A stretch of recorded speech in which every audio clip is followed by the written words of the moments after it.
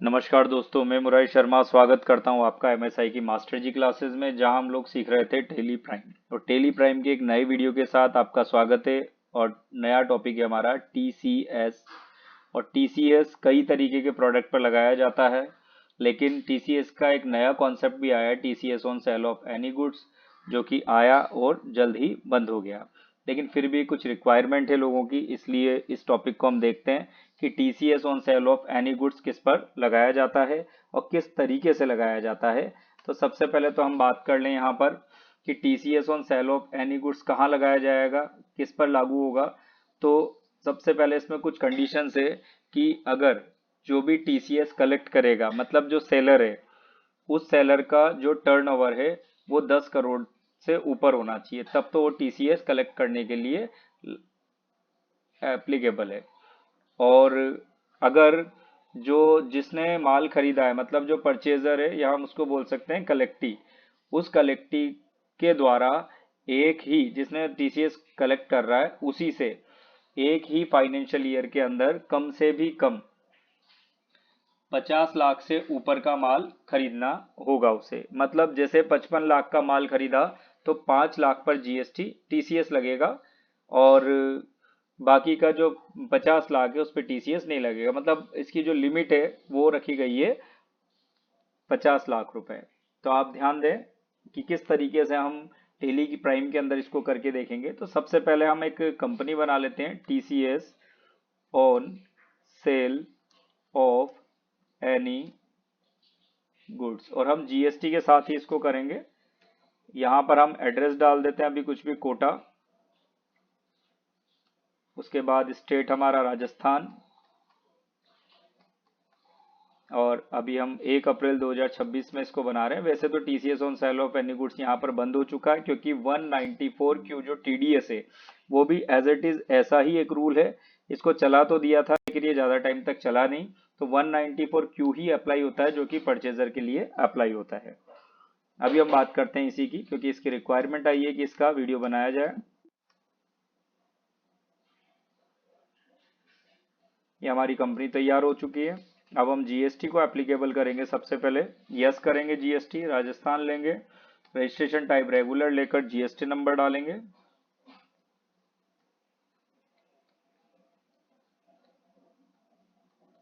और इसको एक्सेप्ट करेंगे।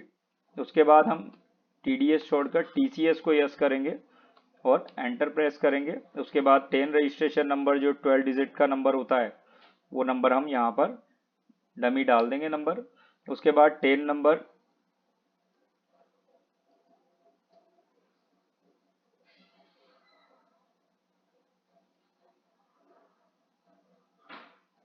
चार अल्फाबेट, 5 न्यूमेरिकल और एक अगेन अल्फाबेट होगा। कलेक्टर टाइप कंपनी रखते हैं हम, और ब्रांच हम कोटा रख देते हैं अभी। उसके बाद हम इसको एक्सेप्ट करते हैं। इसके बाद हम लेजर पर जाते हैं, क्रिएट पर जाकर लेजर पे जाएंगे, लेजर बनाएंगे। यहाँ भी हम परचेस का लेजर नहीं बना रहे, क्योंकि हम सेल पर टीसीएस लगा के देखेंगे, ताकि वीडियो भी ज्यादा लंबा ना हो। Sales, TCS on sale of any goods का मतलब सेल पर ही टीसीएस लगेगा। तो यहाँ पर हम बना लेते हैं एक तो सेल्स, सेल्स का लेजर अंडर सेल्स में जाएगा, और यहाँ पर एप्लीकेबल करेंगे।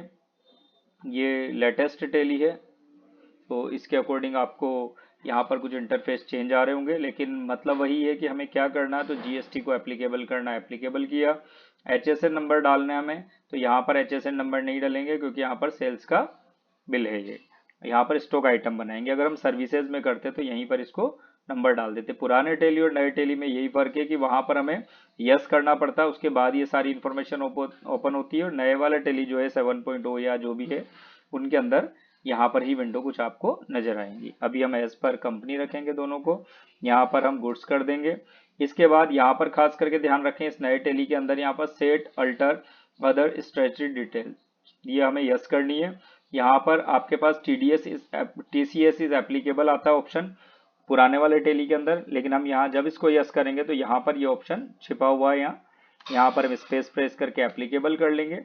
मतलब जिसमें पुराने टेली में यहाँ बाहर था वो चीज़ यहाँ अंदर है, और पुराने टेली में जो अंदर थी चीज़ें वो सब यहाँ बाहर है। थोड़ा सा इन्होंने चेंज किया है, क्रिएट करके हम यहाँ पर नेचर ऑफ गुड्स कैटेगरी बनाएंगे। तो यहाँ पर आप देख पा रहे हैं कि क्रिएट ऑप्शन है, एंटर प्रेस किया, यहाँ लिखेंगे हम TCS on sale of any goods. यहाँ पर सेक्शन आ जाएगा 206 सी 1H। फिर से मैं आपको बता दूं कि ये सेक्शन का जो ये सिस्टम है टीसीएस कलेक्ट करने का, ये बंद हो चुका है, लेकिन फिर भी हम देख रहे हैं कि इसको पहले किस तरीके से किया जाता है। अभी भी अगर किसी को रिक्वायरमेंट है पुराना डेटा फीड करने के लिए तो वो कर सकता है।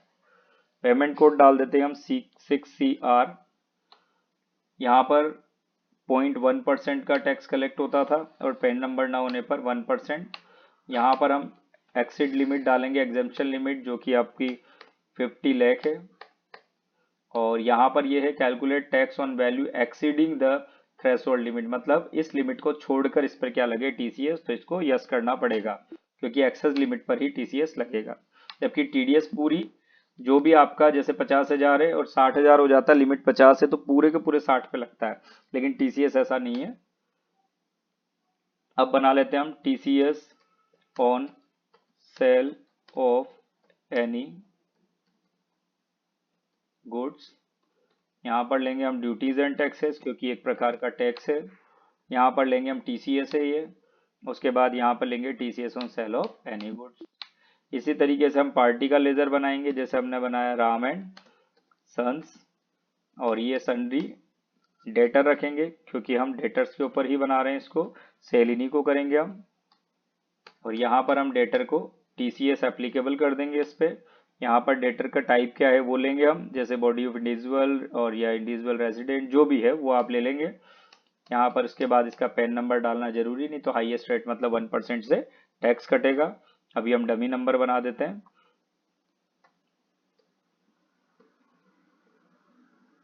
आपको पेन और 10 के सभी के फॉर्मेट में बता चुका हूं पहले ही। इसके बाद रेगुलर लेंगे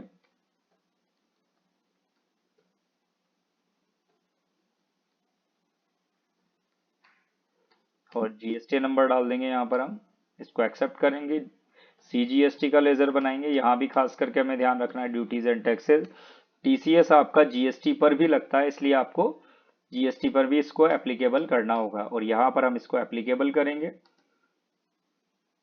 और यहाँ पर हमेशा ध्यान रखना कि एक ही आपको ये कैटेगरी बनानी, उसी को सब जगह यूज करना है।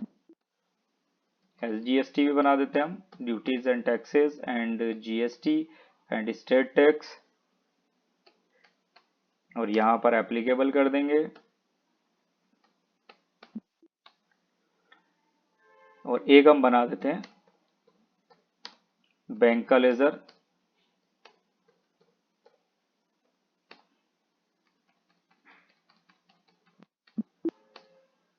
अब हम जाते हैं स्टॉक आइटम बना लेते हैं क्योंकि हमें स्टॉक आइटम सेल करना है। तो यूनिट बनाई हमने एनओएस, यहाँ पर एनओएस लिख दिया क्योंकि जीएसटी मैंडेटरी है। उसके बाद स्टॉक आइटम जैसे आप जीएसटी बनाते थे वैसे ही बनेगा। मोबाइल बना देते हैं हम, और यहाँ पर एनओएस लिया हमने। यहाँ पर हमें जीएसटी को फिल करना होगा, तो एचएसएन नंबर जो भी आपके 8 डिजिट नंबर है वो आप डाल देंगे। इसके बाद स्पेसिफाई डिटेल ईयर लेंगे हम, यहाँ पर टैक्सेबल और 18% का जीएसटी लगाएंगे। अब यहाँ पर आपको टीसीएस नजर नहीं आ रहा है तो आपको यहाँ पर गुड्स लेने के बाद ये देखो यहाँ पर सेट अल्टर अदर स्टेटरी डिटेल्स ये नजर आ रहा है। अगर नहीं आता तो आप F12 की प्रेस करें और यहीं पर आपको टीसीएस का ऑप्शन दिखेगा, इसको आप यस कर लें। F12 प्रेस करने के बाद इसको हम यस कर देंगे। और यहाँ पर भी हम एप्लीकेबल करके वही कैटेगरी ले लेंगे नेचर, उसके बाद इसको एक्सेप्ट कर देंगे। अब हम बनाते हैं एंट्री, और हम डायरेक्टली सेल की एंट्री बनाते हैं ताकि वीडियो ज़्यादा लंबा ना हो। F8 की प्रेस करी, या हम पीरियड चेंज कर लेते हैं क्योंकि हमारा एजुकेशनल मोड है, तो यहाँ पर 1 मई ले लेते हैं ताकि मई के जो 31 दिन है वो भी हम यहाँ पर डाल सकें। नहीं तो अप्रैल में 30 होते हैं वो नहीं डाल पाएंगे, इसलिए हमने डेट चेंज की। ओरिजिनल लाइसेंस वाला जो टेली होगा उसके अंदर दिक्कत नहीं है ऐसी, उसमें जब आपको रियल में सेल हो रहा है, मतलब गुड्स सेल हो रहा है, तो वो वाली डेट डाल सकते हैं आप। यहाँ पर हमने लिया राम जिसको हम माल बेच रहे हैं। यहाँ पर सेल्स। अब यहाँ पर हम लेते हैं स्टॉक आइटम। अब हमें लिमिट क्रॉस करनी है 50 लाख से ऊपर वाली, तो हम यहाँ पर 100 ले लेते हैं इसको एनओएस, और 60,000 का एक मोबाइल, तो 60 लाख हो गया।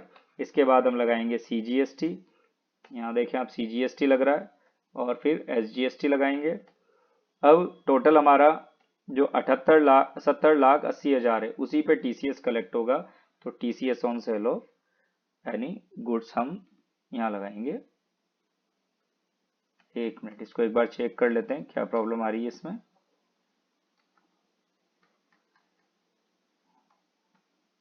ठीक है, 50 लाख से ऊपर हमने लिया है ये।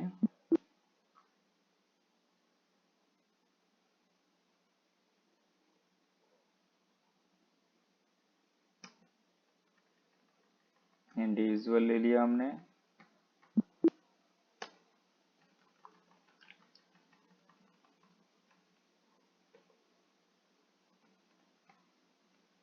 GST एप्लीकेबल गुड्स, इसको एक बार चेक कर लेते हैं हम। एप्लीकेबल कंट्रोल L, और एक बार इसको इंटरनली चेक करते हैं कंट्रोल I प्रेस करके।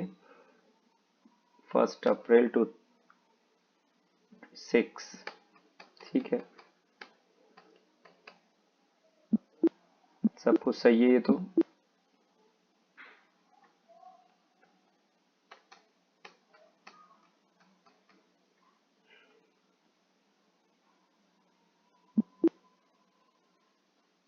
दो 1/5/2026।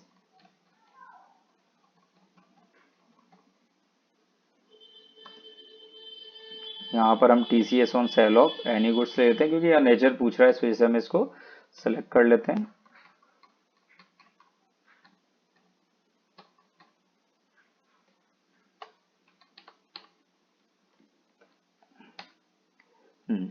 यहाँ पर क्या हो रहा था, जो सेल है उसके अंदर आपका नेचर सेलेक्ट नहीं हो रहा था, इस वजह से प्रॉब्लम आ रही थी। बाकी इजी गोइंग हो जाएगा। बाकी हमने जो भी प्रोसेस किया है वैसा का वैसा ही आपको करना है। और यहाँ पर देखें 2080 रुपए का आपका TCS आ चुका है। अब इसको डिटेल्स देखने के लिए हम ओल्ट के साथ A प्रेस करेंगे जो टैक्स एनालिसिस की है, फिर ओल्ट के साथ F5 की प्रेस करेंगे तो हमें बताएगा CGST और SGST लग रहा है ये।